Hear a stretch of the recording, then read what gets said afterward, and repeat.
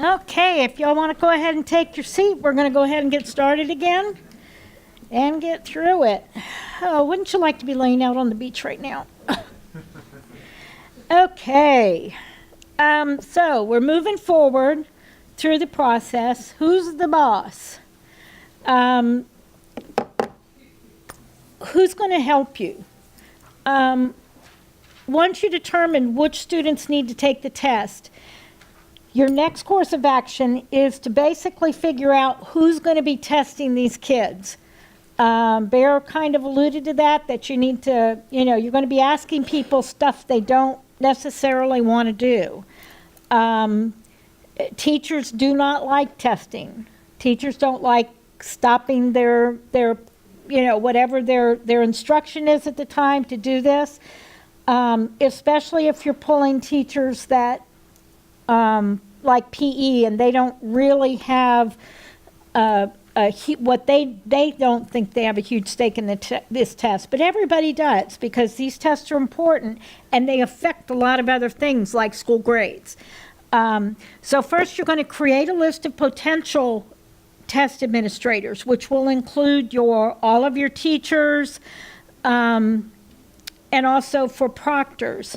Now remember, your test administrator is the person that's responsible for testing in that room. It has to be an employee. Then you have a proctor, who is a secondary person in that room, but not ultimately responsible for the materials and or the testing. She reports to the test administrator and does not have to be an employee. It can be an employee. You need to have those potential administrators and proctors.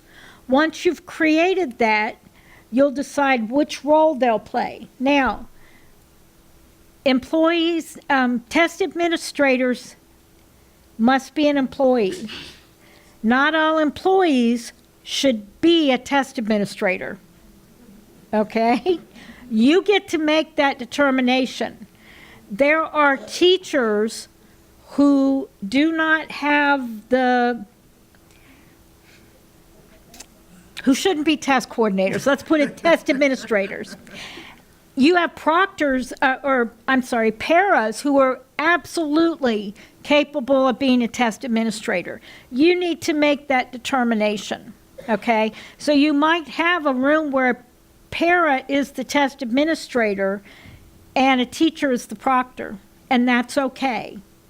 Or you might put that teacher, and that's where you're going to want help from your AP and your principal to kind of gauge, okay, if I need to make this print, I don't really want to have this teacher as a test administrator, where else should I put her that's not going to create, because remember, you still got to work with these guys. You still have to work, and you don't want to start creating rifts too much. So that's where you can work with your AP and even your principal to help you through that process if those are decisions that need to be made.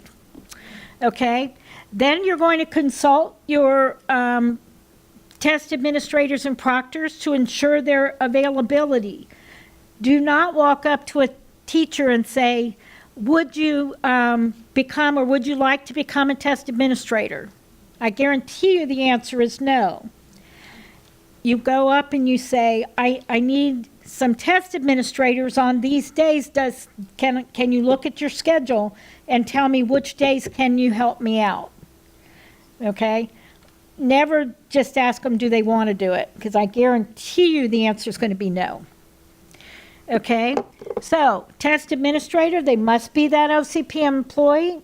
They're responsible for enforcing the test security, responsible for managing the process, reading the script, those kinds of things.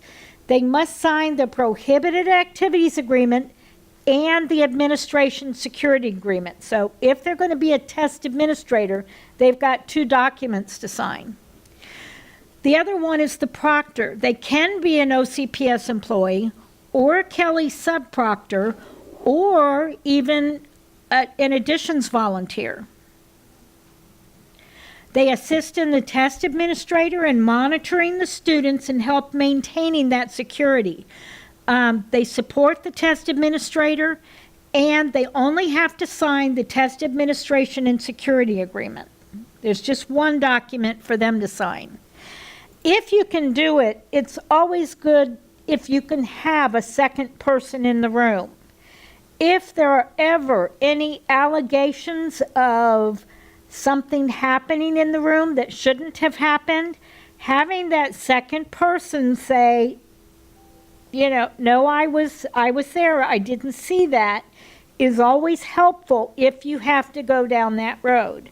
And very often, I guarantee you it'll happen, if not this year, next year, if you're still doing the same job, because it does crop up. A kid says, I didn't get enough time on the test. Well, if the teacher is there and say, yes, you did, it's kind of a he said, she said.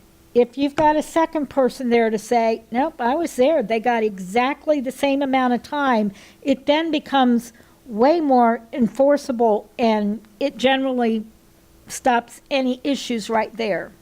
So you can't always do it. Don't fret if you can't, but if you can, it's always a good idea. Okay, they must complete the professional standards test security course, both of them.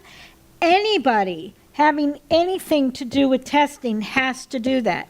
If you have folks helping you in the main office, a clerk, and they're handling materials, they need to fill out, and they need to finish that course, and they have to sign the agreement. They must adhere to those statutes and rules that we've already talked about. They may not be a parent guardian of a student in a testing room. That's pretty easy. When you get to things like PSAT and SAT, the rules get even more stringent. And you can't have a teacher giving an SAT test or a PSAT test if they have a student taking the same test that year. So it becomes more stringent. And we'll talk about that in those trainings. Okay. When grouping test administrators and proctors, just be mindful of grouping friends together, placing two dominant personalities together, and you kind of know who these folks are, but it can really help out if you can kind of mind these rules. Avoid placing two brand new teachers together. When possible, assign a ESE certified teacher to the ESE students, and ESOL certification, teacher who has the ESOL certification to the ELL students. Okay? I also want to point out, sometimes you may have husband and wives teaching at the same school. Don't put them together. Sometimes that can be a good thing to put them in the same room as a proctor and test administrator. But most times, it probably will not work out in your favor. Yeah. And again, you know these folks better than we do. Don't call and ask if I should put these two together, because I don't know them. Bear doesn't know them.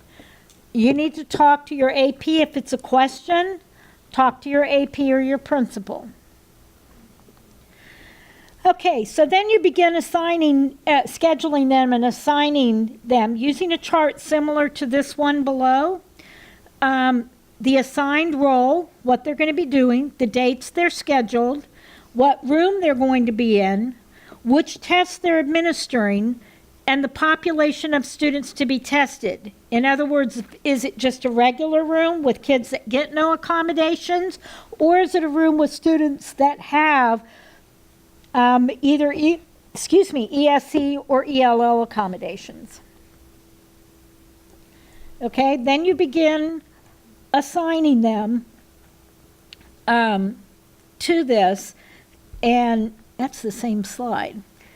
So you go ahead and fill that out. That's going to be your guide when you start setting them up.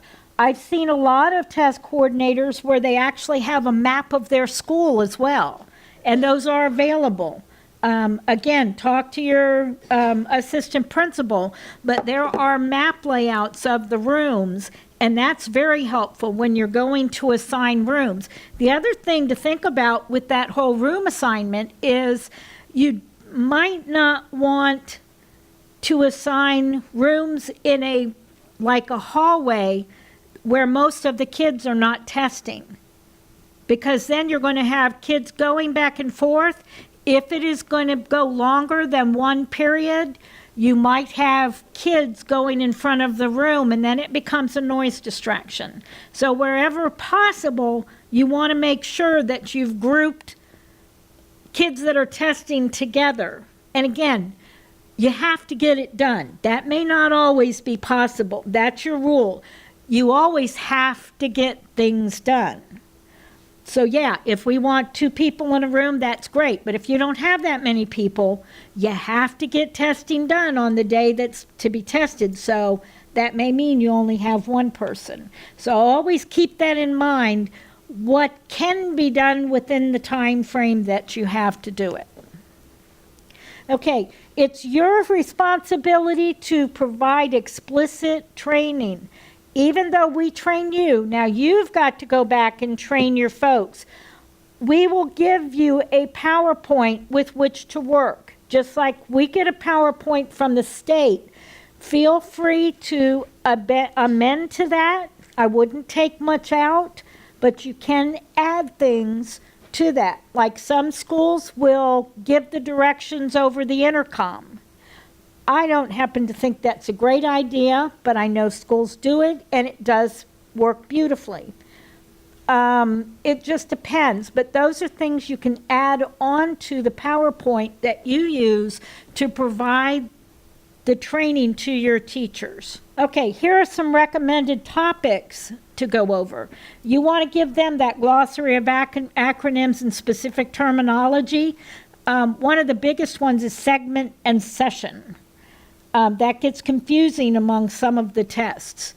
Accommodations for ESC 504 and ELL students. Accommodations are really important. I would say this is where most of our problems happen, that kids who are supposed to get certain accommodations do not get them, and kids who get certain accommodations get the wrong accommodations.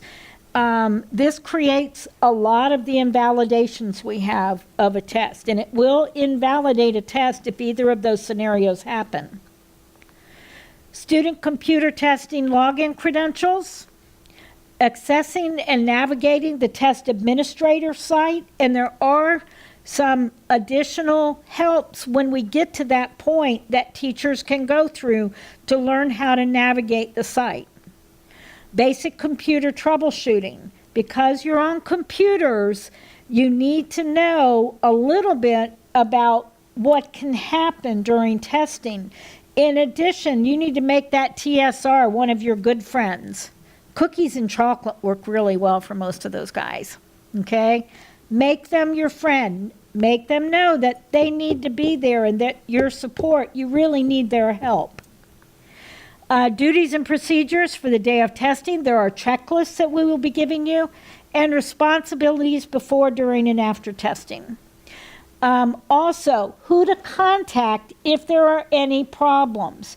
One of the biggest irritants I have, it just irritates me no end, when I get a call from you guys that there was a teacher where there was a major problem in the room and they didn't let you know till the end of the day. By that time, it was too late for us to do anything about it, and we end up having to invalidate kids. That just, to me, is not acceptable.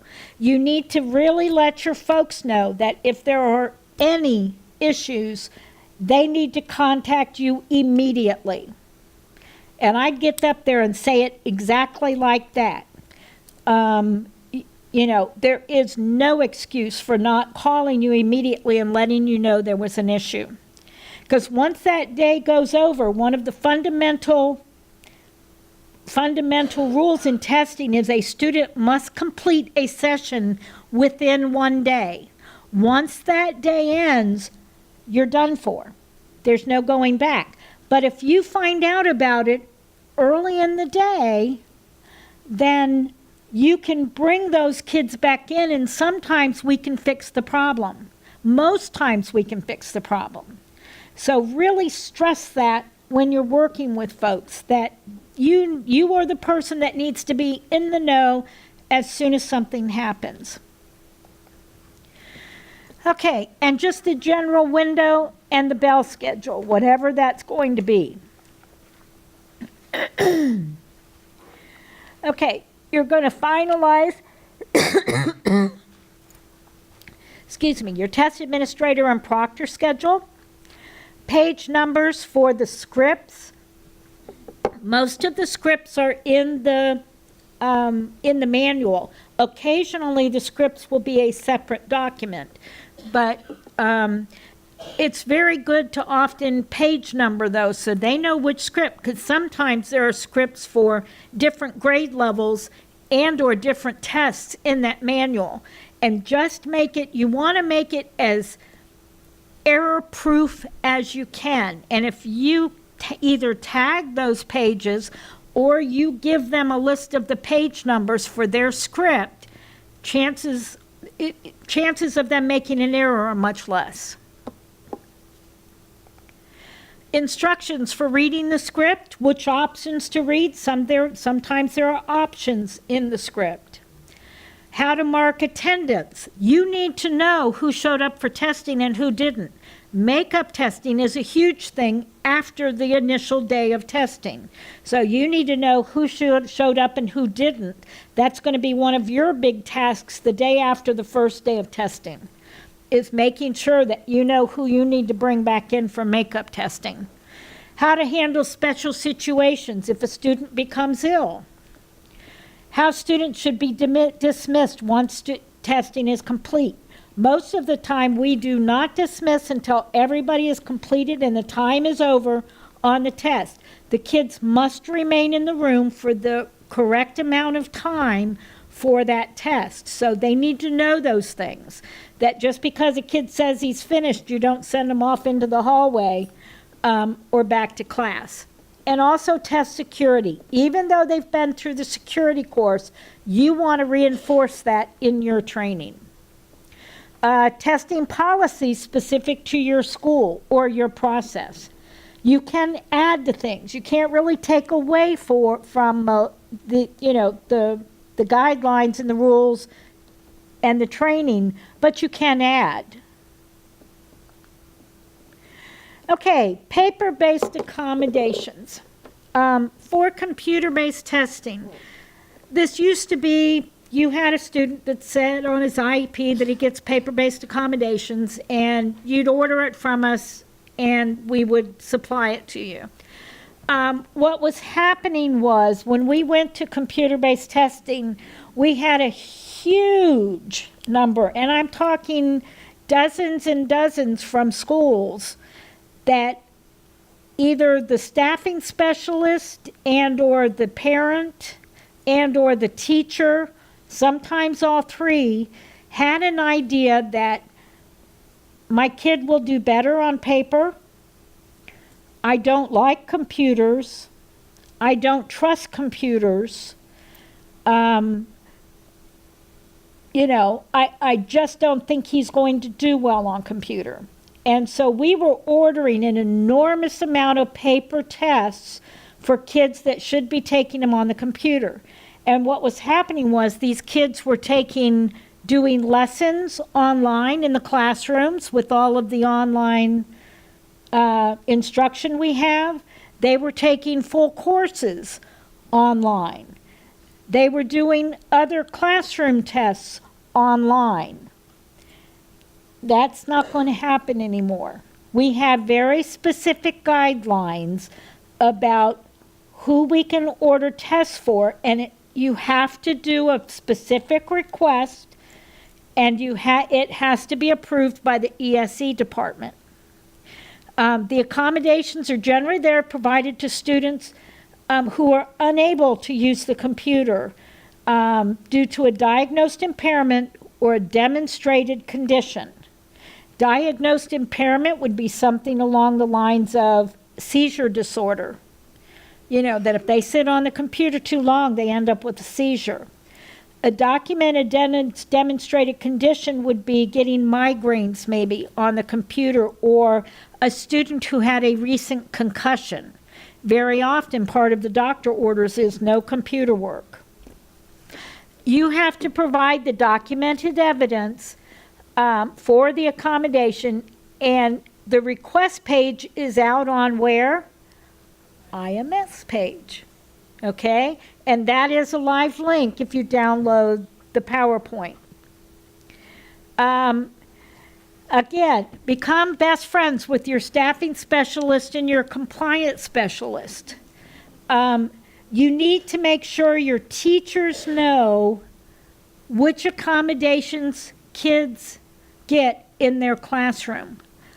One of the biggest things I hear was the teacher says, I didn't know that student got accommodations. And again, that should never happen. If you give that teacher that roster and it has what accommodations each student gets, and again, they must be specific. They're specific to a student.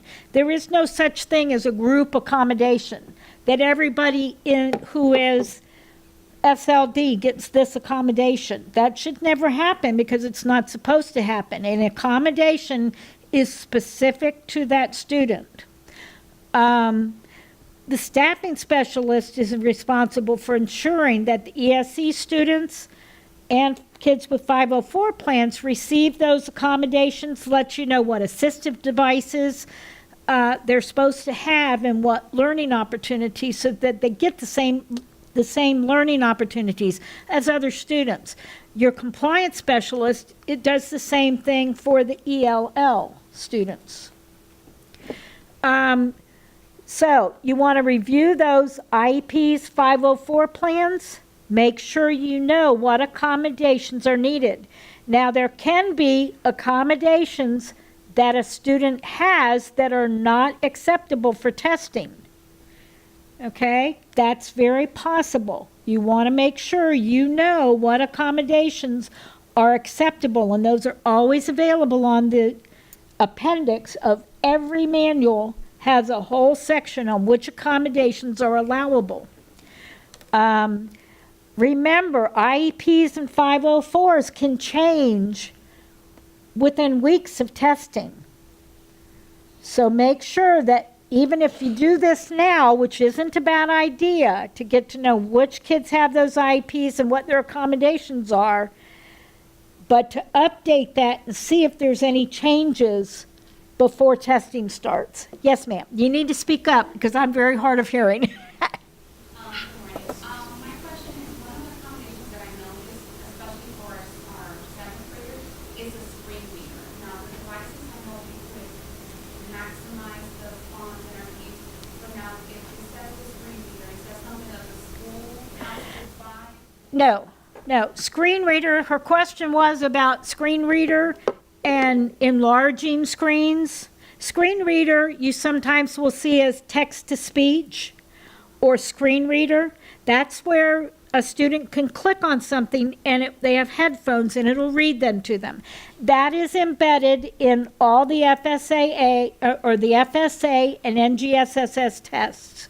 It's already embedded. You do need to document the individual student who gets those accommodations on the particular platforms. But there's nothing you need to do to get a screen reader. Now, there are some things that your TSR has to do to download the specific information on whatever computers those kids are going to use. But those are embedded in all of the computer-based tests that we give from the state.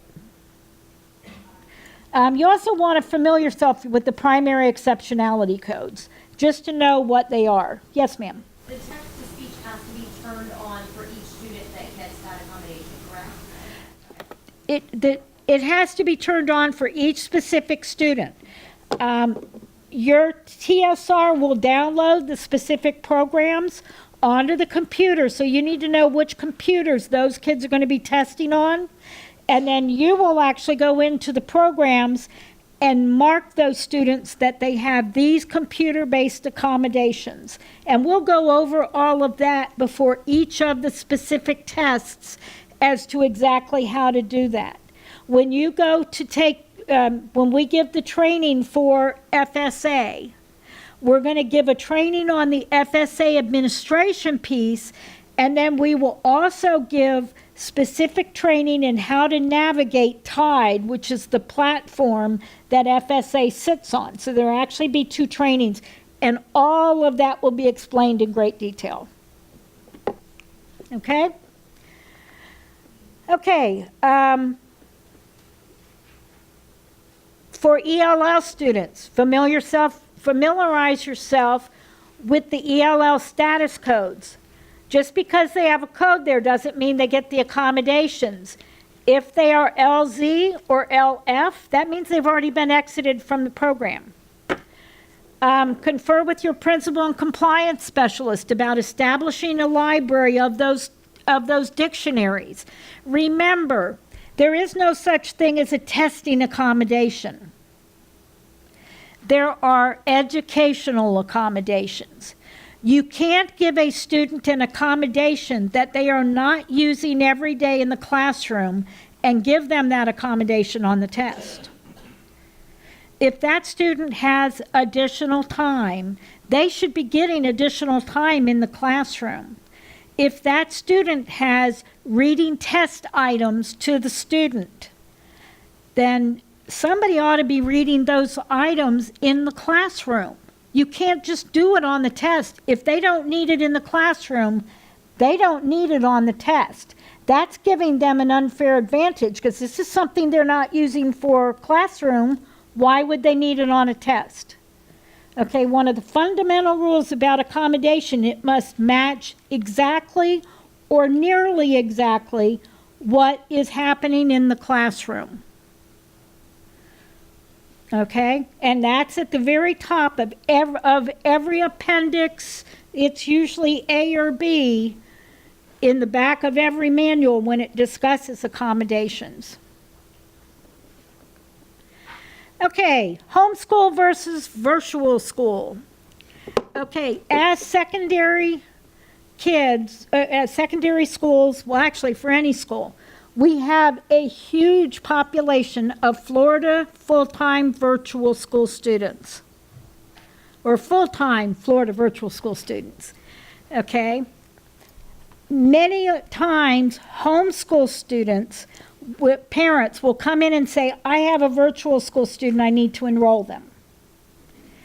The difference between the two are homeschool students are enrolled in OCPS. If you ever question whether a student is a homeschool student, just shoot us an email with the name of that student and the grade level. We will look them up on SMS. Unfortunately, at this point, you can't see them on SMS. The parents contact the test coordinator to schedule testing. We don't do it for them, and no other group contacts you to schedule those kids. They must be registered via the testing platform by the test coordinator. So you will need to enter homeschool students into the system in order to test them. And the scores are reported to the home education office. Now, let's talk about virtual school students. Virtual school students are not enrolled as OCPS students. Okay? They're full-time enrolled in Florida virtual school. They don't set foot in a classroom, a brick and mortar school. The parents contact the test coordinator to schedule testing. However, you will receive a list of those students from us of who those full-time virtual school students are. That is your guide. You will most likely get an email from Jeanette saying your list of virtual school students is in your transfer folder. Go pick it up. Okay? If you have them. Test tickets are provided to you for Florida virtual school students. Because they belong to another school, we can't generate test tickets for those kids. And in this case, again, you don't get the scores. They go back to the virtual school, to FLVS. Okay? So that's the difference between the two. So if you get a parent that comes in and says, I'm an FLVS student and I need to register for the test, what you will do is look at your list that was provided by us. No, kid's not on there. There's probably about a 98% chance that it's a homeschool student, because very often they take classes through virtual school, but they are registered in homeschool, and we can find that out very quickly. Okay? Okay, makeup testing versus retake testing. This is another one that causes confusion. A makeup test is an opportunity for a student that was absent to take a test they missed due to either illness, sports competition, cruises around the world. We've heard it all. They can make up the test within the makeup window that is provided for that test. And if you look at the calendars, there's always a makeup window after our test days. Students should test during the next makeup opportunity. In very rare instances, sometimes the makeup test can be given during another administration, but we'll talk about those things during the actual test training that you will get. But that is a makeup test. A retake test is a totally different animal. An opportunity for a student to take an assessment again to meet graduation requirement. So this includes FSA 10, ELA, which they need for graduation, and FSA Algebra 1 EOC. Those two tests, because they are graduation requirements, allow us to retake, the student to retake the test during a different administration. Now, don't get that to mean that, oh, the kid comes up and says, I think I did really poor, can I take it again? No, you have to wait till scores come back to know whether they passed or not. But students may participate in each administration until the requirement is met. Now, that could include some of you middle schools, because you've got kids that take Algebra 1. And so if they didn't pass, if they took Algebra 1 in 7th grade, they didn't pass the test, the EOC at the end of that year, they could take the retake the next year in summer, fall, winter, and spring until they pass it. Just like they can for high schools. Yes, ma'am. Remember, use your teacher voice. The algebra one retake is next week, if I remember correctly, it's the 13th and 14th. Are there any special directions we need for that? Did you go to the FSA training? I watched it online. Okay, if you've watched it online, you should already have your manuals for FSA. The NGSSS, have those gone out yet? Yep. They've also gone out yet? So you should be starting to prepare for that. Okay, if you have any questions, give us a call. Okay? This is your goal. Not to go back to elementary school, but your kids, you want a very smooth, quiet test for your kids. And if you do that planning part first, this will happen. If everybody knows what they are supposed to do and what their requirements are and what to do if something doesn't happen the way it should, you will have this. You'll have a nice, calm testing day. Okay, so what's going to happen? You're going to receive your test materials. Always make sure, we always send out an email saying test materials are coming. You're going to want to let your front office know so that they don't get mixed up and shoved under somebody's desk. Now, we do ask that everybody sign for, or a person sign for test materials So if you can't find them, give us a call and we can find out who in your school signed for them. But I guarantee you, so far, we've always been able to come up with the materials. Even manuals, we ask that you sign for them because it is such a hassle for you to have to come down and pick up more. We always have more. That is never a problem. Once test materials arrive, you're going to open all the boxes. Now, don't open the shrink wrap, especially if it's test materials. But you want to open the boxes and make sure you have the appropriate materials. Always check the top of boxes and make sure they are your boxes. Sometimes, especially with the way we love to name schools after lakes and, pines and all kinds of stuff, boxes get mixed up, especially at the schools. Lake Nona Middle, Lake Nona High, Dr. Phillips Elementary, Dr. Phillips High. So make sure you have your boxes first. Make sure you have the number of boxes that were signed for. Okay? So you're going to open your boxes, do not open the shrink wrap, and you're going to verify the counts of the materials. It will tell you how many is in each shrink wrap. So take them out and verify. Don't assume that if I see a test book at the top of the box that that's all that's in that box. Very often you will see other materials underneath.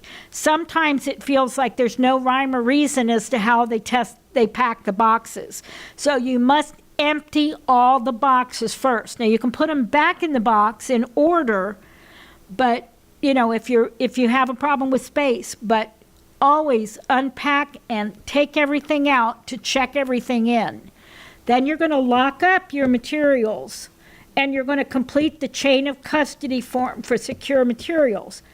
If you get even one paper test, you have to fill out a chain of custody form for that test. Chain of custody form involves tracking all of your paper secure materials every step of the way, every time they change hands. It's very self-evident. We'll also discuss this in other training. But just know that if you have paper tests, we're not talking about manuals, we're not talking about work folders, worksheets, anything like that, or reference sheets. It's only for the secure tests do you have to keep a chain of custody form. Okay, this is something we're working on. No more than 3 individuals can have keyed access to a room or cabinet where the secured materials are stored. Now, we've had this rule for a while. However, last year, somebody way higher than me made the decision that no, we were not going to do this. We are going to do this year. And so we're working on getting the proper approval so that when you put in for a rekey of a door that you're going to be keeping secure materials in, that you will be able to follow this rule. Don't do it yet because you'll probably get turned down. But as soon as we get this out, we're going to send an email out to everybody and let you know, okay, it's time. If you need this done, you can have a door rekeyed. Now, for the most part, you're only going to need this for 1 or 2 tests. High schools, the only thing you're going to need it for is WIDA, the Access for L's test, and maybe the FSAA, if you have those kids. For middle schools, you're going to need it for Access for L's, FSAA, and grade 6 for all the FSA. So you've got a little bit more to track, but everybody has to track something. High schools, you may be getting some paper accommodation tests. In that case, you still need to keep them under lock and key. Okay, preparing your test bins. Here's a general list of materials that Bear picked this up or made this based on what his vast experience at Dr. Phillips High School. You'll provide these to the test administrators and proctors each day of testing.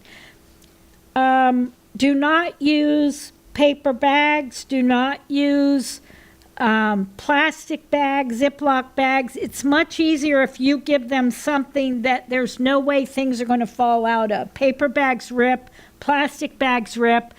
Get your principal to order some testing bins. They don't have to be enormous, but that way every room has all the stuff, and then it goes right back into that bin to bring it back to you.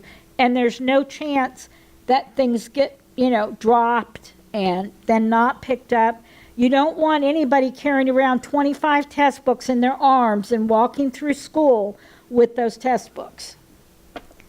Okay, so that gives you your checklist, last minute reminder sheets, pencils, schedules, a blank seating chart for them. You don't want them to have to do much other than pull that stuff out and they're ready to go. Okay, the pickup on the back end. You've had your very successful day of testing. It went swimmingly. And so now you've got to get the materials picked up. Test administrators will arrive. No, I take that back. I was thinking the back end. This is your test administrators will pick up their bins. Okay, get ready in advance because otherwise you're going to have huge line of people waiting to pick up those bins. You want to make sure that you've got help so that you can make that checkout to those test administrators smooth. You want to have, A through L picking up here and, or maybe by room number, whatever system works for you, but do not just figure, I'll be able to do this, and then Mrs. Jones, and now I have to go find Mrs. Jones' bin. Make sure they have very visible labels on them so you can find them and that you have help. So once Mrs. Jones signs for her bin, somebody else can get her bin and she's out of there. Okay, do you have anything to add to that? Generally speaking, one of the best ways to organize the bins is by using colors. So for example, if you know that teachers are going to be testing in, say, building 1, if you give them a color, then you know right away how to easily identify those bins if you color code the labels. Then the teachers will know by room number, hey, I need to grab these bins from here based off of the color and location of where you'll be testing. Okay, but you almost can't have too much help during this process. 2 or 3 people would be ideal probably. Somebody to help you, so you could have 2 people signing the sign-out sheets for them and 2 people helping the teachers get their appropriate bin. But, don't ever underestimate this because this can be a real frustrating thing if you've got teachers lining up and waiting a long time to get their bins. Try to make it as efficient as possible.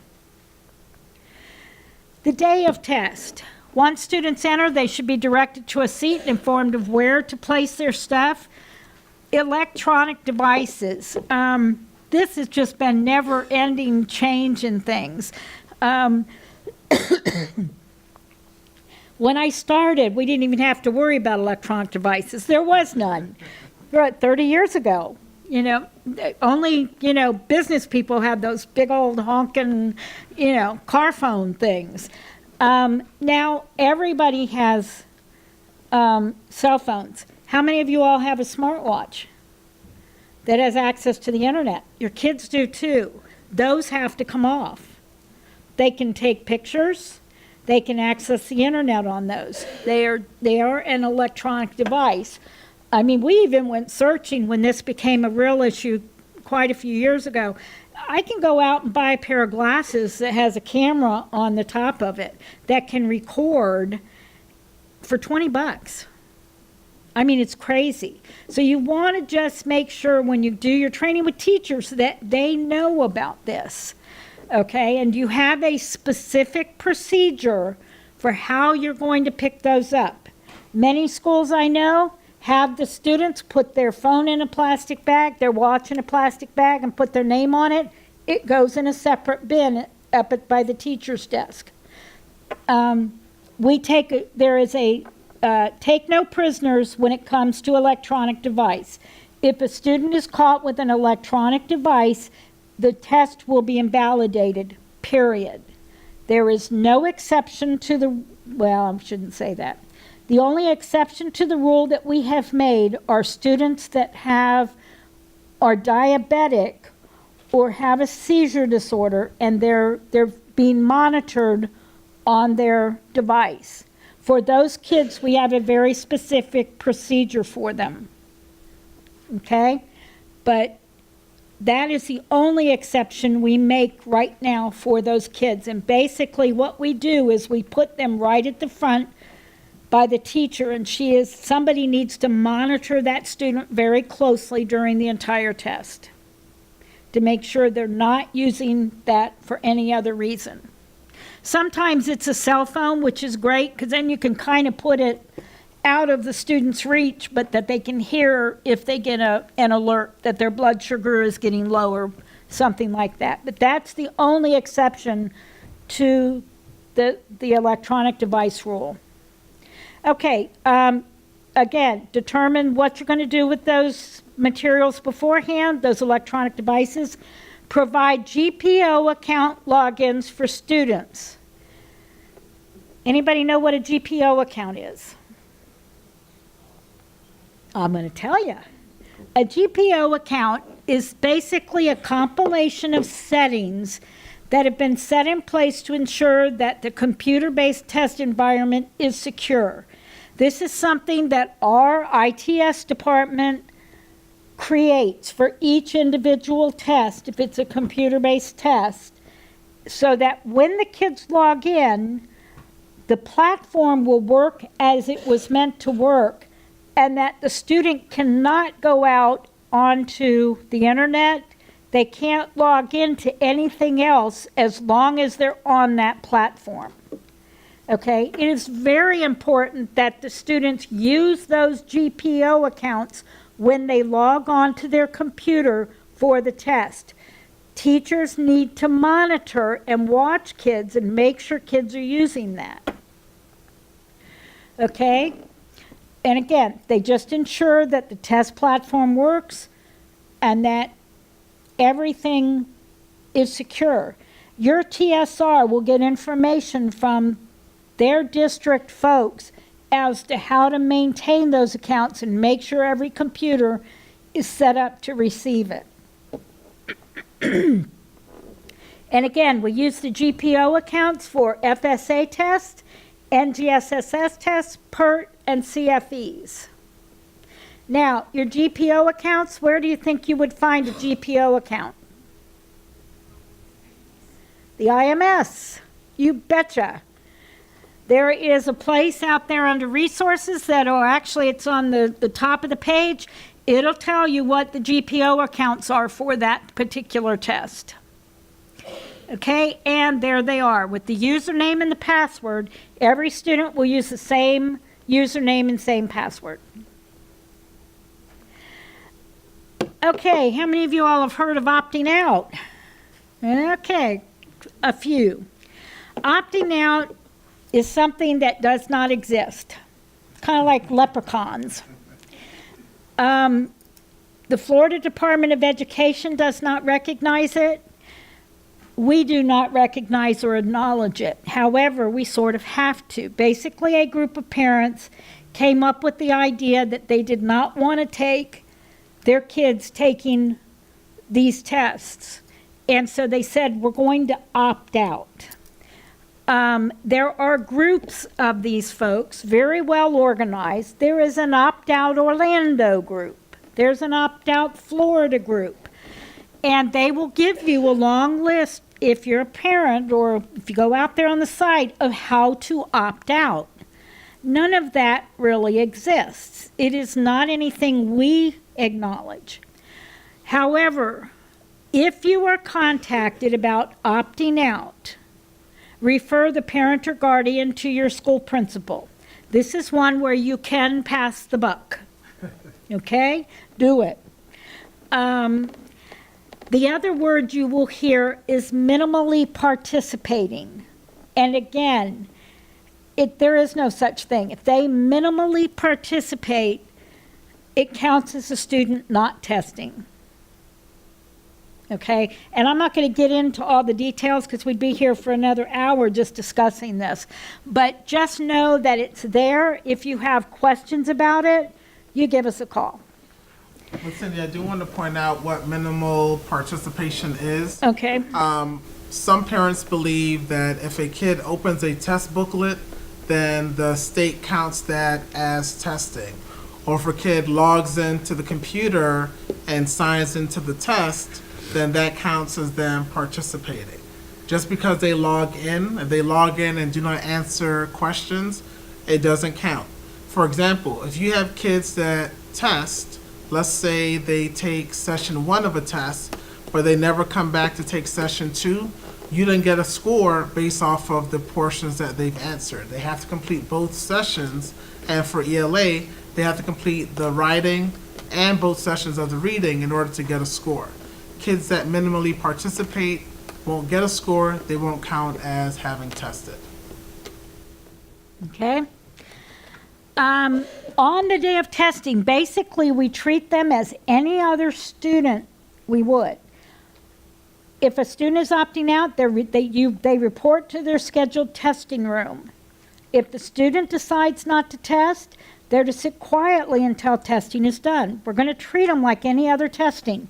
We're going to put them in that room. We are not going to make special arrangements for those students. Very often a teacher will say, I'd like my student to go to another room and be able to read or do schoolwork. No, we're not pulling other employees, a teacher to sit with them or a para. We're not going to give them other activities to do. That was one of the really hard ones to get through to them, that we weren't going to do this. Now the parents and guardians, because they don't want their kids just sitting there, will ask to come. They're going to tell you that they're going to come pick up their student as soon as testing starts. Again, they think it's part of that minimally participating, that if the student starts and opens the book and then they come pick them up, that they will get counted as tested. That is not the truth. But if the parent decides to do that, by all means, we would never hold a student hostage. Even if a student is testing in the middle of the test and the parent wants to come pick them up, do not tell the parent they can't have their student. You might remind the student that they're in the middle of an important test and could they wait for X number of minutes. But if the parent says, no, I can't wait, you pull that kid out of the testing, it will be invalidated and they take their kid. We have had that instance where a parent wanted the student, and because they were worried about their percent tested, the school refused to let the student out of the test, and it became a pretty major issue. So don't do that. Okay, so basically that's opting out. And again, we get a lot of questions about this. Don't hesitate to give us a call if you happen to have these and need questions answered. Is this you? Yep. Okay, and with this, I'm going to turn it over to Bayer to wrap up. I'm going to talk about wrapping up testing, not wrapping up this training just yet, but we're getting there. So once testing is done, you'll need to collect the testing bins. Because you are the boss of testing, and if you're like me and things have to be organized, I recommend directing your test administrators how to organize the bins when you are collecting them. This does two things. It makes unpacking them very easy on your part once they get back to the testing office, and it also makes it very easy to determine if something is missing. So for example, if you're testing your sixth graders because they're still paper-based, based off of how the bin is organized, you would be able to tell directly how many kids were there for testing, how many kids were absent, where the absent test booklet should be for those kids that did not make it for testing that day. Make sure you provide explicit directions so that they can follow them step by step. When I was over at DP, Heather in the back can tell you, Your bin has to be packed exactly or we would not collect it. So there was a special order. Certain sheets had to be at the bottom, and I gave you step by step. If there were 10 things in your bin, step 1, put in the pencil. Step 2, put in the answer sheet. Step 3, give me my restroom pass. Put in back the Kleenex, because if you don't have that, then you get back bins and all kind of orders and things are missing, and then you have to chase it down and find it before the end of the time. One of the things I recommend, if possible, is don't have the test administrators bring the bins back to you after testing. If possible, get a team of people that can go get that bin. Those people would be trained on counting the test booklets, counting the test tickets in that bin, and making sure that everything is accounted for before the bin leaves the room. What happens is teachers, I'm done, they release the kids, but if something is missing, now kids are gone to other classes, they're gone to lunch, you can't find those things that are missing. But if somebody comes into the room, they check the bin, everything is accounted for, you get the bin back in the testing office, you know, A, this bin has been checked and verified, and B, nothing is missing. When you get back to your testing office, you're going to have tons and tons of bins to empty. I recommend 2 methods. The first thing is that when you are emptying the bins, that you have somebody or a group of people who stop and check the answer booklets if you're doing paper-based testing. What they're checking for is the demographic information on the front cover of the test booklet, making sure the student's name is on there, the pre-ID label is affixed, and that nothing that should not be bubbled isn't bubbled. You want to make sure that these individuals are maintaining test security at all times. They should not be flipping through the test booklets and checking to see if kids bubbled correctly or how well did Johnny do on his test. That would be a violation of test security, and of course you never want to do that because that could risk your job as well as theirs. The other one is blind counts. Generally speaking, I apply this for test booklets and test tickets. Test tickets are also secure items for testing because essentially that is how a student would access a book. So what you need to do, access a test. For test booklets, what you want to do is once you have them collected, you want to have 1 or 2 people come in and count the booklets to verify that you have everything back for pack-up. Same thing for your test tickets. You want to make sure that all of them are counted. If you gave out 29 tickets for a bin, you should have 29 back when you get to the office. All right. Here in this picture, you can see a group of individuals that were helping me at the time. Doing a stop and check. This happens to be for PSAT. You want to make sure that any pre-ID labels are not smeared or smudged. I believe that might be Dev in the blue shirt. Make sure that for your FSA testing and NGSS tests that are paper-based, that the DNS bubble is not bubbled if it should not be. If the DNS bubble is bubbled and it should not be, you won't get test scores for that student because that it means do not score. Right? And of course, big, do not look through the test booklets. For buying counts, you want to make sure that you have determined the original number of materials you received. This will be on your packing list of materials when you first initially have them, so you want to make sure you hold on to that. So if it says that your total shipment was 100 booklets, then of course, when you're done counting, you should have 100 booklets. Now, of course, with testing, you'll have some to be scored materials and some not to be scored materials, but collectively, your number of booklets should account and amount to the original number.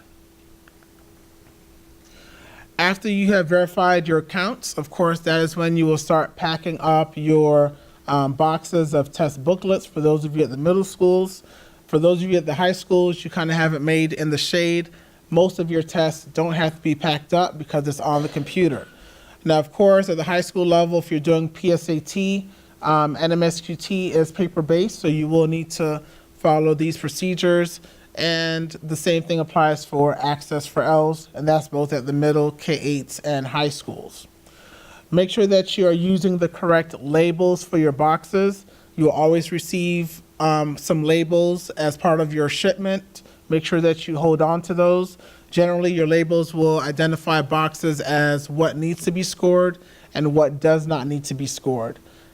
There also may be some instances where you also have labels for shipping those materials back via UPS or FedEx. Never, never, ever, ever, ever in your life use masking tape or Scotch tape for a box that I will have to see. All right? The first thing I'm going to do, and I'm telling you now, so don't feel bad when it happens. The first thing I'm going to do is I'm going to look for your number, and Jeanette will tell you. I'm going to say, who is the one that taped this box of masking tape? Then I'm going to call you, and generally speaking, as time goes on, generally if I call you, what tends to happen is you get nervous. It's like, oh my goodness, what did I do wrong?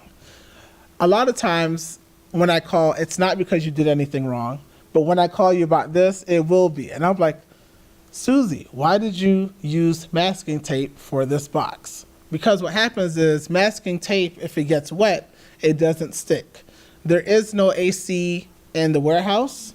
We live in Florida. There's something called humidity. The boxes will essentially open up because they've gotten some moisture on them in the warehouse. Imagine boxes, people are lifting boxes, we're checking boxes.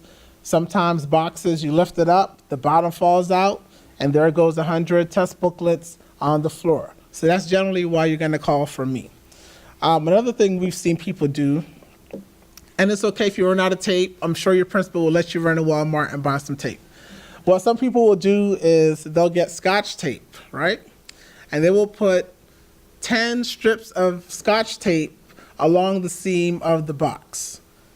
It seemed like a good idea for them, I assume, but that also doesn't work. It doesn't stick.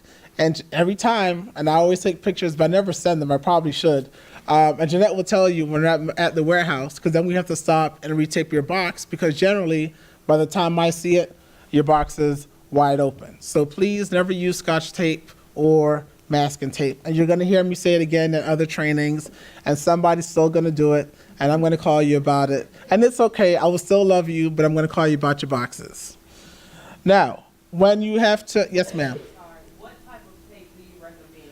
The packing tape. Yeah, packing tape. You can buy it through the warehouse. Your person can order it and order one of those taping guns.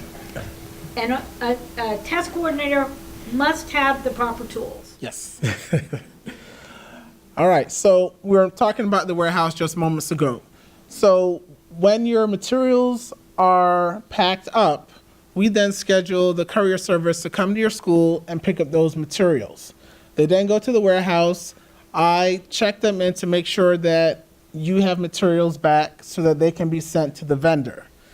Because we have over 200 schools sometimes getting picked up, we can't say, hey, Jones High School is going to be picked up on Tuesday at 10:45. The drivers have routes, and of course, with Orange County traffic, if you've ever seen what I-4 looks like at noon, it's never pretty. Speaking of which, Vice President and Governor are at Ace Cafe, which is literally just across from here. So there may be some traffic issues or road closures, I'm sure, by the time you leave here. So, sorry. We didn't know about it till this morning. But keep in mind that when you know that things are going to get picked up, make sure you have them ready so that when the drivers come to your schools, they're in the front office and ready to be picked up.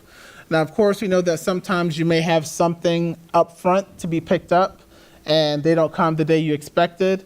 Just make sure that they're locked up somewhere in the front office so that the next day when they come, the front office staff can release it to them and they can be on their way. Generally speaking, if your office is way far and deep in your campus, generally speaking, it takes more time for them to have to come down to your office to get those materials.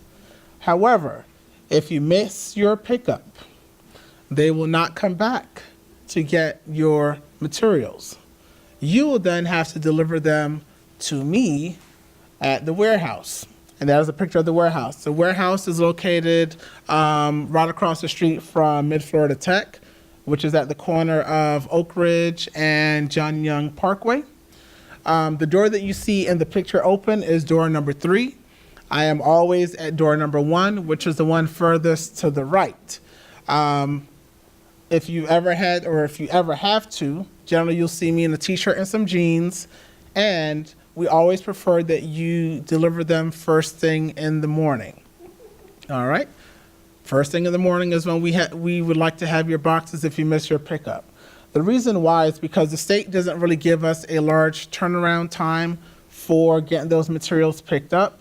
Generally, the last day that they're picked up from you, I then have to get them back up to Minnesota or Iowa that next day. So of course, if you're one of those last schools that I'm waiting on, I'm going to be smiling, but I'll be waiting on just your box. Now, last year, it was pretty good. Jeanette will tell you, I think we only had like maybe 2 schools that we had to wait on, and they had extreme circumstances as to why they were late. So, of course, it wasn't a big deal. But, of course, we want you to get your scores back. You want to get your scores back. Your principals want to get the scores back. So make sure that you have everything packed up in a timely fashion. All right. Percent tested. This is, trying to think of the best way to describe this. This is what makes your principal Crazy. Yeah, I guess, yeah, yes. All right, percent tested. In order to get a school grade, the Florida Department of Education requires that 95% of the students at a school are tested, right? This is very important for school grades. Their bosses will be on them for making sure that you have got 95% of the kids tested. Your principal is going to be on you to make sure that you have 95% of your kids tested. Now, of course, there are a lot of little nuances and factors that come together to make the 95%, but generally speaking, the closer you get to 100% of your kids tested, the closer you will be to making that 95% tested mark. There will be memos in the spring. Those of you that are at high schools, that is where the greatest focus is on that 95% tested. And now that middle schools are 1-to-1, you will also begin to feel some of that pressure as well. They did heavily monitor the high schools. It actually really worked. Cindy and I worked with the accountability team as they worked with making sure that kids got tested. So those of you at the middle schools, just kind of giving you some fair warning, they're probably going to be looking at you guys beginning this year. All right. Another quiz question. Before boxing up materials, which tasks must be completed? Select all that apply. Conduct stop and checks. Announce that testing is complete. Ensure that all secure materials are accounted for. Make photocopies of student test booklets to create practice test materials. All right. All right, so we know that obviously A is a correct answer. B, yeah, pretty much you want to make sure that everyone knows that testing is done. And of course, the last one is you want to make sure that all secure materials are accounted for. You don't want to make copies of student test booklets, and here's the reason why. All right, and I always say this, but somebody I recently was talking to gave me an even better one. So if you're married, right, if you make photocopies of student test booklets, that will be the quickest way to have to move in with your in-laws or parents, all right? Because you won't have a job. You won't be able to afford to live where you're living now. You'll be back home with mom and or dad, all right? So don't make any photocopies of student test booklets. Invalidations and NR codes. Of course, if there's a breach in test security, you will need to invalidate the test. There are a whole slew of reasons why a test should be invalidated. When we get to those specific test trainings, we will explain that as to why a test should be invalidated. When you get your score reports, there are codes that the state uses to highlight reasons for why a kid did not receive a score or why a test was invalidated. These are referred to as NR codes. The NR2, this is generally your kids who minimally participated. They would get an NR2, which means they did not meet attemptedness. In order to get a score, there are certain requirements. You have to answer, I think the number is like at least five of the questions in each of the sessions to get a score. NR3 means that you, the test coordinator, invalidated a test, or you marked a test booklet do not score. NR5, this happens from time to time. The state does not allow us to test kids below their grade level. So if a kid is enrolled in 9th grade, they cannot go and take an 8th grade test. They must take the 9th grade test. So you want to make sure that to avoid them having an NR5, that they are given the test for at least the grade level that they're in. Now, of course, there are instances where you may have students taking above grade level testing. So you may have a 9th grader that is really taking English 2. You can have that kid take the 10th grade test. Yes, ma'am. What about in elementary? Same thing. So if you have a 4th grade student that is getting instruction on the 5th grade level, then you would have that student take the 5th grade reading or writing test. Yes, ma'am. Miss Heather. For our 6th graders who are taking 7th grade math, is their test going to be paper or computer? They will be taking the test on the computer. Okay. Thank you. Yes. Is this only for FSA? Because what if I have an 8th grader who needs to take civics this year? Would I have to use this code? No, that's different. That's for an EOC. So that's based off of course enrollment and not grade level. All right, and then you have NR6, which is duplicate record. That basically means that a kid tested at one school, and then when they went to their next school because they were withdrawn and transferred and were asked, hey, Johnny, did you take the test at your old school? And Johnny has amnesia and says no. They test Johnny there as well. He will have 2 records. So generally what will happen is the state will hold both scores, and they'll contact Cindy or myself or the other district the kid has moved to figure out where do they test first. Oops, sorry, I skipped one. NR7 is when the state holds the score. There are a multitude of reasons why they may hold a score. Generally, they don't hold it indefinitely. They ultimately will receive it will release it for late reporting. So usually there's an issue with either the testing or maybe the school's been investigated, so they're holding the score. And then, of course, NR8 means that the state invalidated the test. Generally speaking, NR8s are granted when the state, because they do some forensic checks of testing each administration. Generally, it's when they find that there is some type of testing anomaly. The most common one is when you have kids who come up with 75% or more identical responses, right and wrong responses.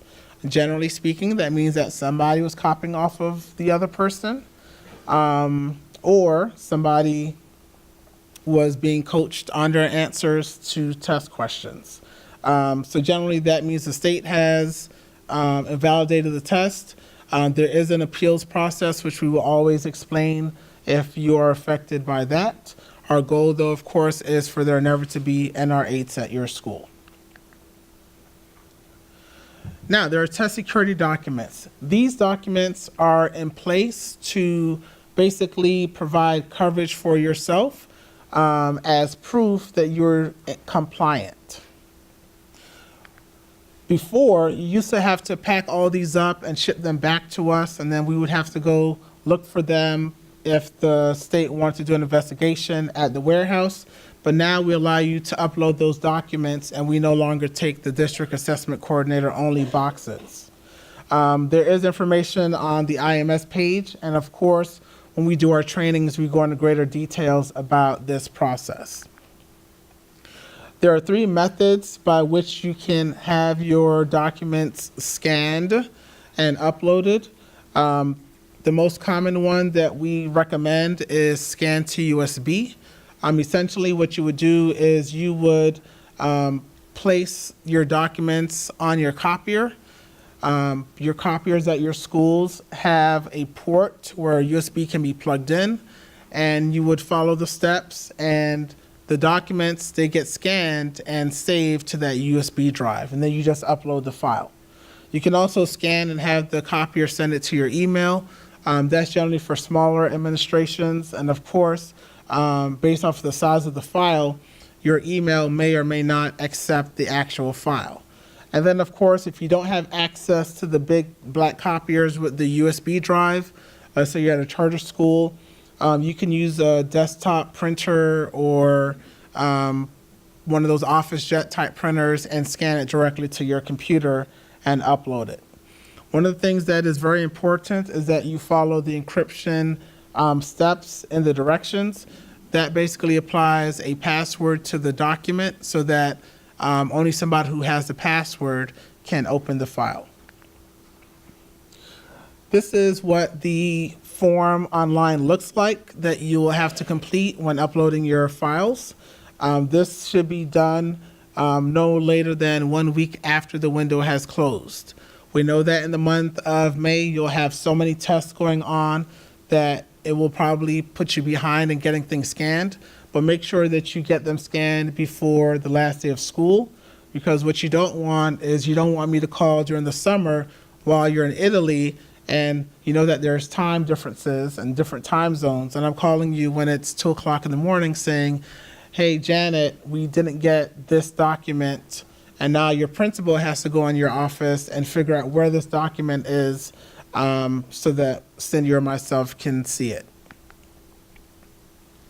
This is a page in the document storage guide that basically tells you how long documents need to be kept, which specific documents should be shredded or recycled.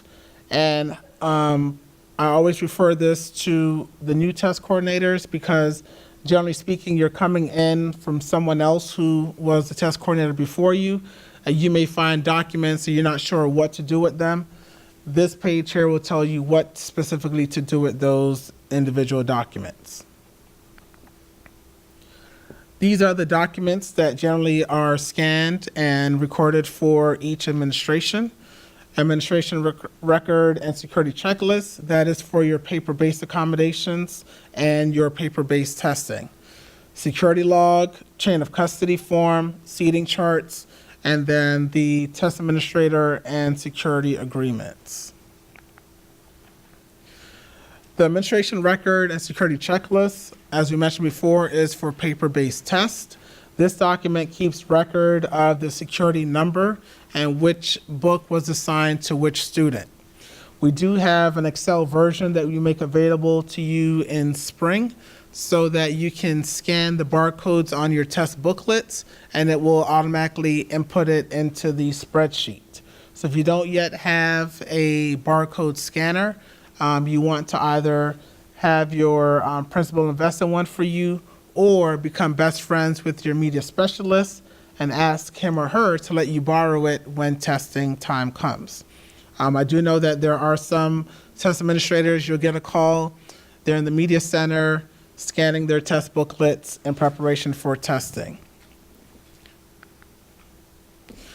The security log. This basically just documents any individual that has entered and or left a testing room. We're talking about test administrators, proctors, any personnel that needs to come into the room for any reason. It doesn't mean that they're responsible for testing. For example, when you're doing computer-based testing, Your TSRs may say, I'm not signing that. That means I'm responsible for testing. No, it just means that you came into the room. So your TSRs do have to sign in and out on the security log. Now, if I came to your school to visit and I walked into a testing room, I have to sign this just as well. Even if I'm not reading the script, even if I'm just coming in there to say hi, which I never do. If I enter a testing room, then I have to sign in and out. The chain of custody form. This form documents who has access to materials while they're at your school. So mostly those of you that are at the middle school, when you get your 6th grade materials, you'll need to fill this out. You'll also need to document who has access to those materials in terms of with a key. If you're at a high school and you have accommodation materials, you will also need to fill this out as well and document who has access via key to those materials. Seating charts. Every time you test, there needs to be a seating chart. The seating chart needs to look like the actual room. Now, of course, mostly at the high school and middle school level, everybody has desks. Usually they're in the very simple layout, rows and columns. So you can use one of the generic seating charts we have on our IMS page. If you're testing in a lab, try as best as possible to have your seating chart look like the layout of the lab. I do have some examples, so if you're ever needing one to work off of, you can email me and I'll send you one. Generally speaking, I create them using Microsoft Publisher. Also keep in mind that if you make changes, let's say a kid is moved or so forth like that, that they're updated on the seating chart. Yes? Question, when was the chain of custody form sent out? Has it been sent already? Oh, good question. So the chain of custody form is not physically sent out as a separate document. It is always found in the back of your testing manual. Yes? If you don't have any paper-based testing at all, can you still use it? No, if you don't have any paper-based tests, you don't need the chain of custody form.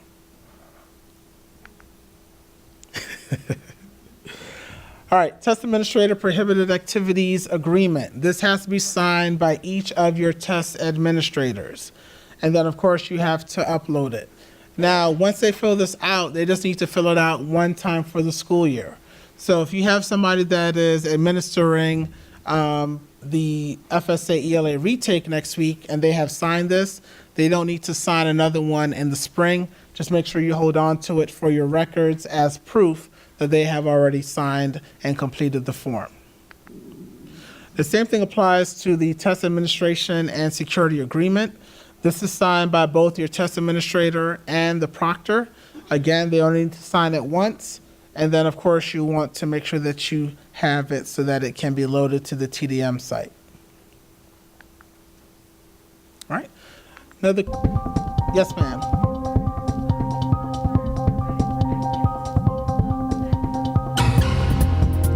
Good question. So the ones for iReady are separate, so they would need to be signed again for state testing. Yes, you can scan them and upload them. All right. Question, when is the administration record and security checklist required? When administering paper-based tests, when administering computer-based tests, this form is recommended but not required, or D, when administering tests to elementary school students. It's going to be A, B, C, or D. The administration record and security checklist. When is that form required? Yes, the correct answer is going to be A, because that's what you're going to use to track the security codes for those test booklets. You might also need to track, like, reference forms, things like that, like, you know, how in, where they have the work booklets, and you know, it's computer-based, but anything they write down, they need to track how many of those as well. Good question. So you do need to track that if you gave out 20, that you get back 20, but they're not actual secure materials in terms of with a security number. so you don't track them on the administration record. But you do need to keep account of what was given out and what was given back, because once a kid writes their name on it, it becomes a secure document. What about like the testing tickets? That might be considered a secure document. It's a secure document, but it doesn't have a barcode, so you don't use it to track. It's any secure document with a barcode is what you're tracking. The actual test tickets, even though they're secure, they fall into the same category as the CBT work folders and worksheets. So this form, we don't need if we're doing computer-based testing? That is correct, yes. Yes, some schools still, even with computer-based testing, they use it kind of as an attendance document, and that's fine too. We don't have any objection to that. But the main purpose of the form is to track the security barcodes for each of the test booklets. So for computer-based and how the testing tracking the accommodations. That can be done on just the attendance roster. Yep. And some schools do it on the seating chart. So it's up to you. All right, now let's talk about the platforms for testing. All right. And this is just a quick overview. For computer-based testing, there are different platforms that we use. Each test is a little bit different. For PERT, we use College of Success. PERT is going on right now. So if you're at a high school, you're familiar with how that works. For NGSS assessments, we use Pearson Access Next.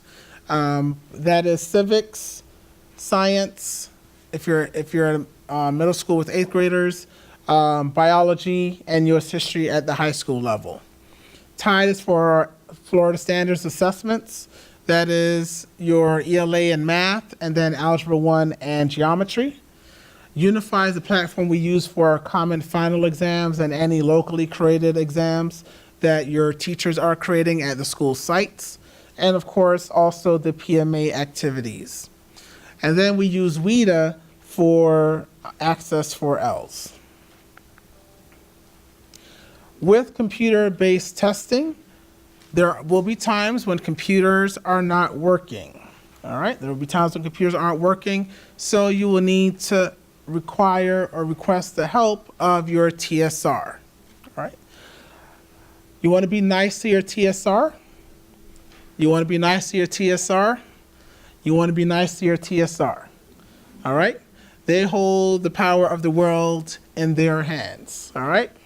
Not really, but the reason why is because if you don't have a computer that's working, the person that can help you in that situation is your TSR. A lot of times what tends to happen is there's an issue with computers or your network, and nobody has called the TSR to say, hey, there's an issue, so that he or she can start looking into it. There are times when test coordinators will call me and say, hey, this isn't working, and I'm going to say, well, does your TSR know about it? Because a lot of times we'll contact our district IT admins, and they haven't heard anything because the TSR wasn't notified and had not contacted them. The College Success site is for PERT. And of course, if you've done PERT, you've already received your login credentials for this test. And this is what that site looks like. Pearson Access Next. Again, we mentioned that this is for our NGSS assessments. If you need an account and don't currently have an account, send an email to Jeanette and she will create an account for you. You'll be given the CBT role, which basically allows you to add students and manage testing at your school site. With Pearson Access Next, you can create student accounts, prepare for testing, print test tickets and or test labels, depending on what test is going on. You will also access score reports when testing is done and we have scores back.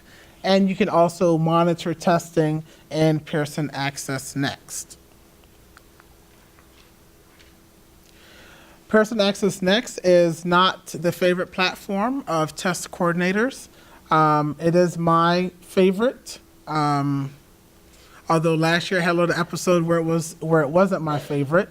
But they are working to create an updated version of Pearson Access Next, and that version will be released for the 2019-2020 school year. Tide. How many of you like to do laundry? Nobody likes to do laundry? Darn it, because I have about 2 loads I'd be more than happy to bring to you. Tide is actually the testing platform that we use for FSA testing. The best browser to use for Tide is Chrome. And again, you would be given the CBT coordinator role in Tide. You also use Tide to create student accounts, to print labels and tickets, and to watch your test participation via the participation reports. Keep in mind that Tide is not used to actually administer the test. There's a test administrator interface that the teachers or test administrators use to administer the actual test. It's the brief overview of what it looks like.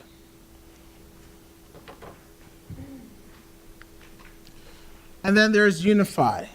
Again, we mentioned that Unify is used for our common final assessments. And then, of course, those will be coming up in December for semester 1, and then again in May for semester 2 exams. Remember that Unify is a part of Performance Matters, so the way that you access Performance Matters is how you will gain access to Unify. When you log in, you will log in through our IMS page and use your OCPS credentials. All of you should already have building access for Unify. If you don't, let Jeanette know, and we'll make sure that the Performance Matters teams gives you the access you need.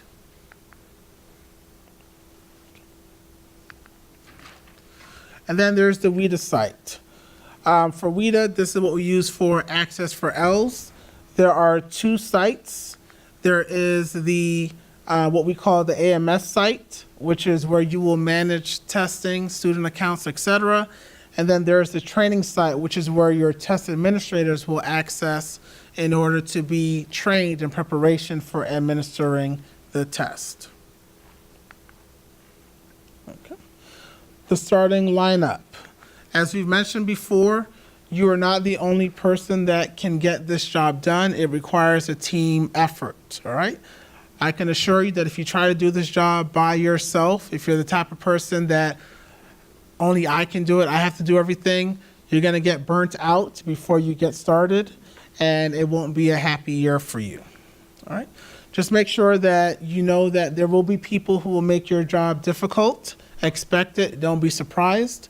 Like we said before, generally, if you're nice to people, they will be nice to you.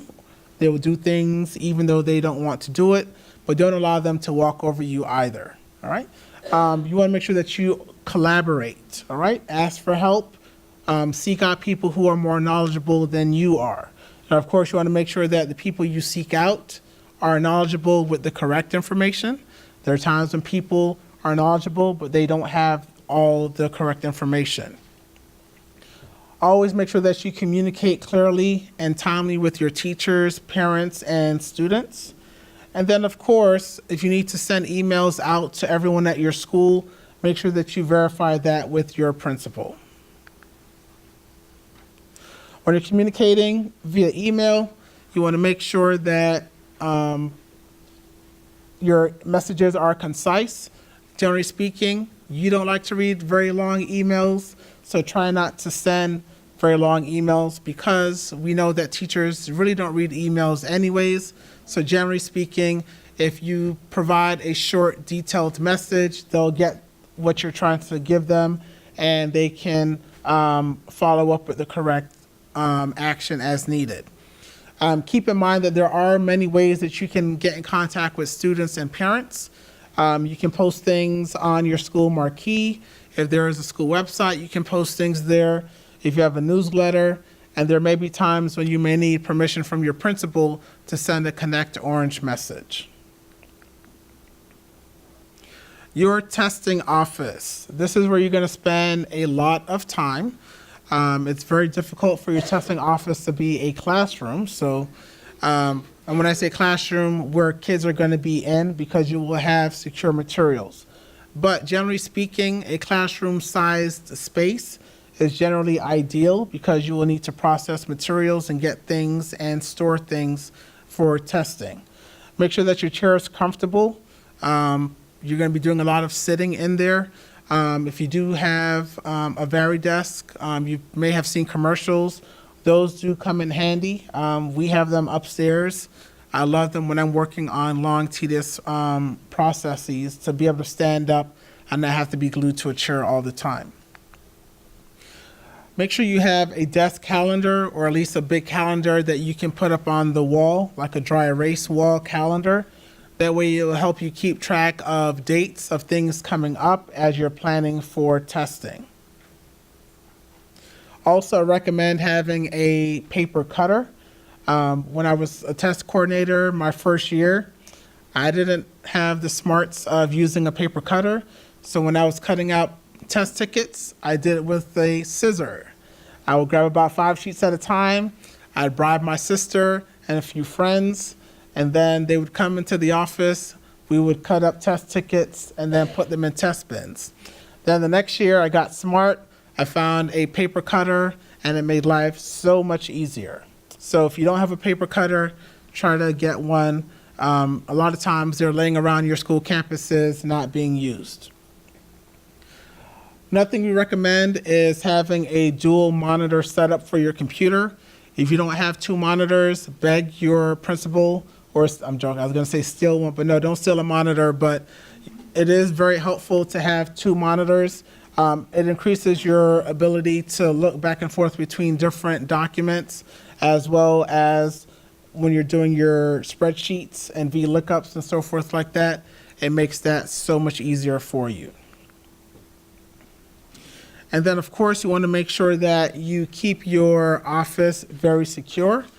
Your testing office should not be a hangout spot. It should not be a meeting spot, because generally you will have secure materials or sensitive materials in that office. And your last quiz.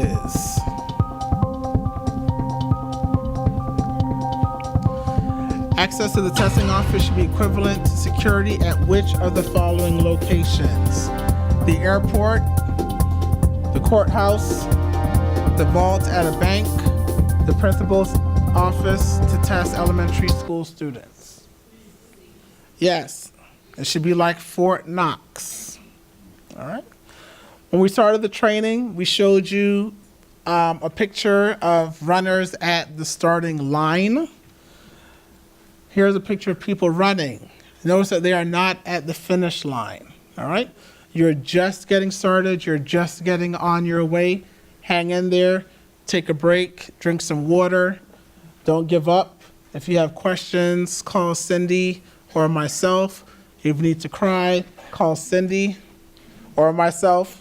There are times where you'll be frustrated and you may need to cry. Don't cry in front of your teachers. Don't cry in front of your principals. If you call me crying, I won't even so much as tell Cindy, hey, guess what? Jonathan just called me and he was crying like a baby about testing. She'll never know about it, and vice versa. If you call her and say, hey, Cindy, I just can't do this anymore, I give up, she's not gonna say, as soon as you hang up, hey, Barrington, Jennifer just called and she's sick of testing and she was crying and slobbering on the phone. We'll never hear about it. As much as Cindy and I share information, that type of stuff we don't do. We keep that kind of thing private.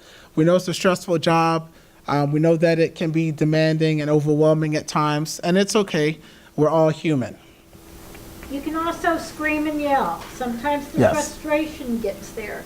And you can't scream and yell at your principal. Don't want to do that. You can't scream and yell to the teachers because you have to work with them for the rest of the year.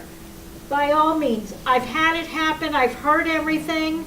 There is no cuss word that I haven't already said myself. They're there to be your sounding board too. So, don't hesitate. Just say, I've had enough. And I'll tell you where the closest liquor store is to you. Always helps. And, you know, but truly, we really mean that. We have heard it, it's happened, it'll happen again. We don't mind, because sometimes it does. And I've been in tears in Barrington's office. I say, you know, we all need it. So we're there for you. All right. That's it. When I don't know why, I was looking for like a picture for questions, and I saw this, I couldn't resist. All right. So thank you for coming. If you do have questions, we will take them now. And while you're asking questions, here is the component number for your blue forms and the number of points. Yes, sir. The PSAT for next week, is that for high schools only? PSAT is actually, yes, it's just for high schools. What that is, he's talking about the PSAT training. That is just for high schools because only high schools are administering the PSAT and SAT. Is that next week or the week after? Oh, okay. I was going to say, oh, wait a minute. I don't think I even started on that one yet. Any other questions? Yes. The transfer folder, Yes. where exactly is it on my principal's computer? So, no. So the actual transfer folder, you know how you have a list of drives under My Computer? There's a folder that will have your school's number, and that is the transfer folder. And your principal should be well aware of what that folder is, because that's where they put stuff like their budgets and so forth like that. Which is why they don't give access to anybody else to it. Right? Yes, ma'am, up front. The Pearson Access Next says here that test sessions must be created prior to testing. Are those already created, or do we have to create?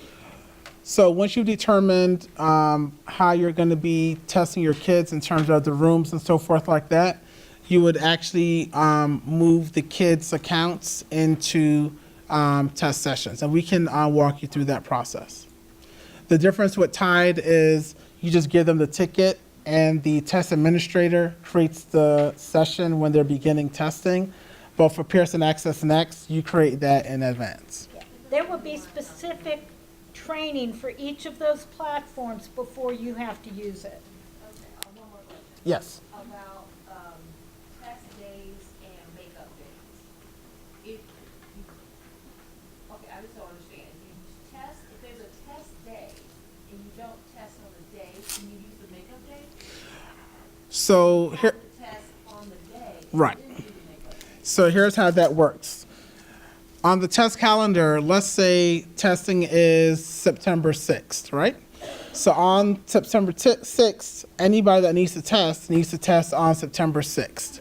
Anybody who was absent for testing on the 6th can then be tested on a makeup day.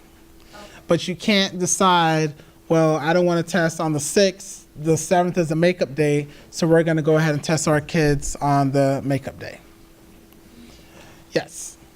Right now, we're in the I-rated testing window, so for students who are not showing up on the roster, they're supposed to contact the district clerk, correct? Correct. Okay, now what if they're not responding in a timely manner and we have requests for time?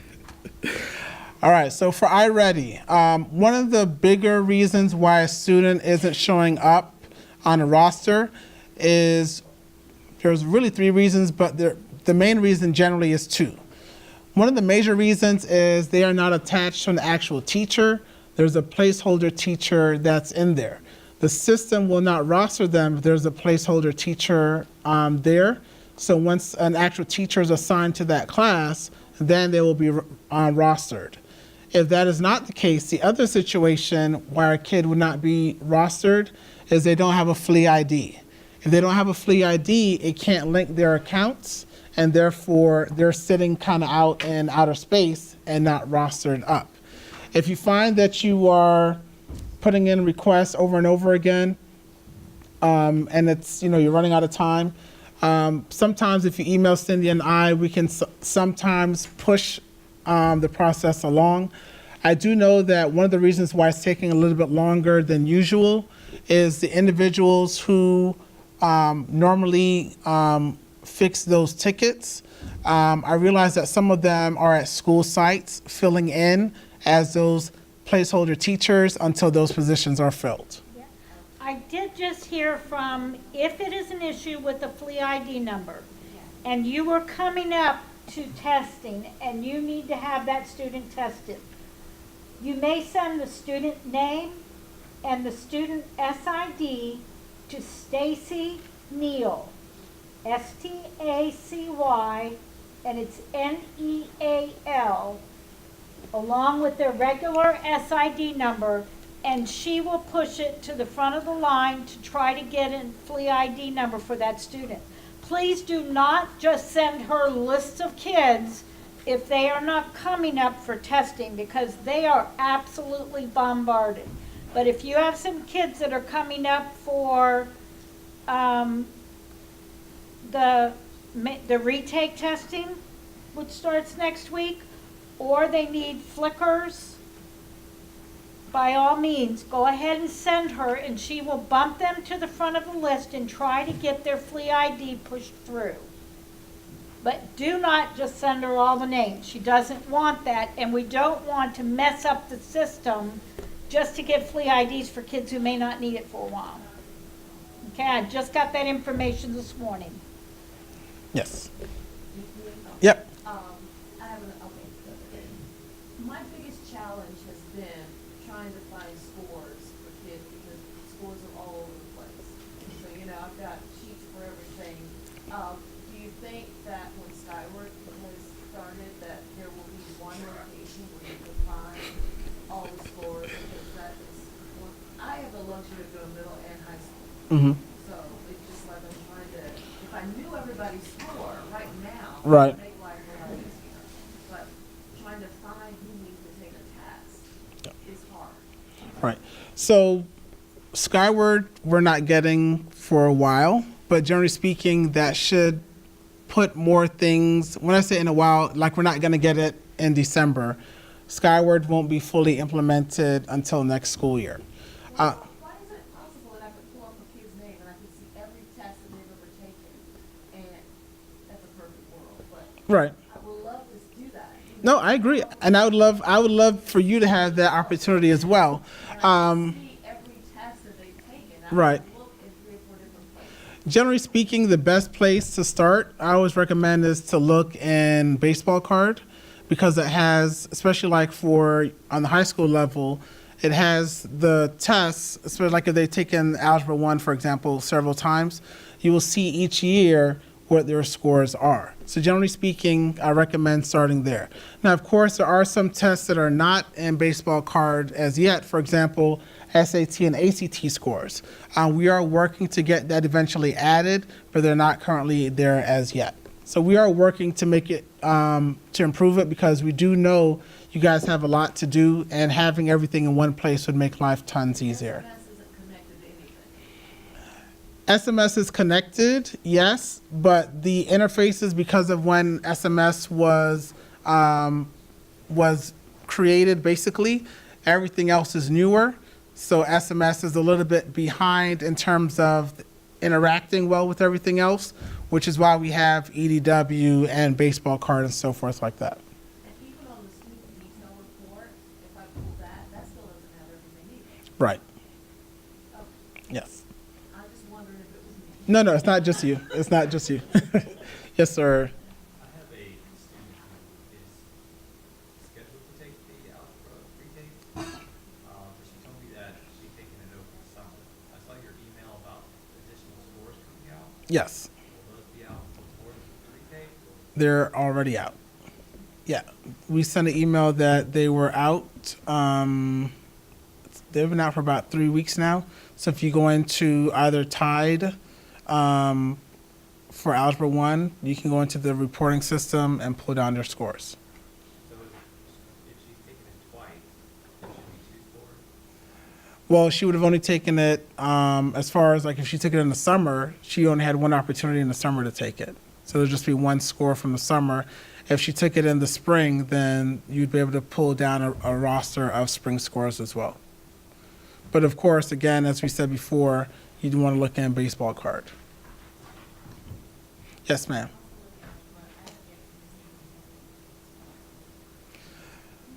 What school are you at? So you haven't gotten any manuals or anything like that? Okay. Shoot me an email and we'll check to see who signed for your materials. All right. But also, since you're here, if you'd like, when we're done, we can take you upstairs and get you a few to get you on your way. All right. All right. Well, thank you guys for coming. As we mentioned before, if you have questions, feel free to email, call, track us down. We'll get you all the stuff that you need, and we are here to help you guys. All right, you're welcome. Also, don't forget to give your blue sheets to Jeanette.